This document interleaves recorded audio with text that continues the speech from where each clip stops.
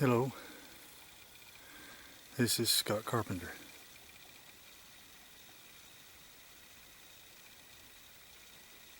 Somewhere in the Great Smoky Mountains National Park. I'm stopping here to kind of set this video up.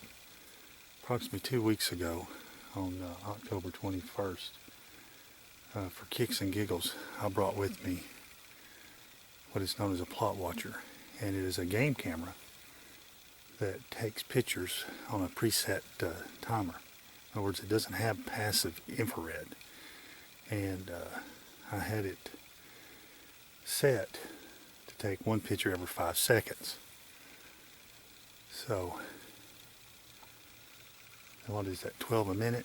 So basically I had set this camera, and these plot watchers seem to be a little bit more of a curiosity to them, because it's not putting out this this signal that they can sense and hear. It doesn't have, like I said, it doesn't have this passive infrared sensor going all the time, and so it just is basically just clicking off every 5 seconds, picture, picture, picture, picture, and so it's not relying on a sensor. And like I said, this is just a kicks and giggles thing. I was on a hike a couple weeks ago, just enjoying myself. I'm getting ready to hit an area of high activity. The gray Bigfoot, the white Bigfoot have been captured here several times.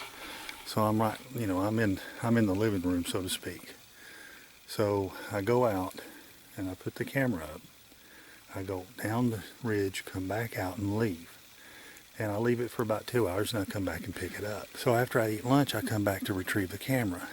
And basically, as I'm looking at the footage of the camera and looking at my footage on my video, and kind of synchronize those up, about the time I start back to get the camera, this Bigfoot shows up, and he looks around the tree, and he's kind of doing this deal. It's hard to do. He's kind of doing this deal. And, and he starts back. It's interesting how they do. He starts back, he works up, and then he kind of turns like this, and he's watching the camera. And then when I come into view, or actually right before I come into frame, of course he can hear me coming, he goes from this, he turns like this, looking down, and he's just using that left eye to peripheral vision me, but not looking at me. Then I come in and grab the camera, and that's it.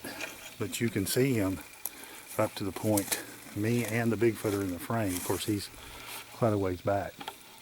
So that's the setup. I'm actually not at the place yet. Here's what let me turn this around. This is a low budget production. That's called. It's a Primos, and it's called a DPS, a deer positioning system. And it was meant for you to set out in a plot. It only takes pictures during the daytime. And once it has a little sensor here, tells you when it gets dark. But you set the thing, and it just starts taking pictures. And this thing now is several years old. It's actually quite old. You set it the date for October, and it shows November, so but it does still take pictures, and they're relatively high def. I think they're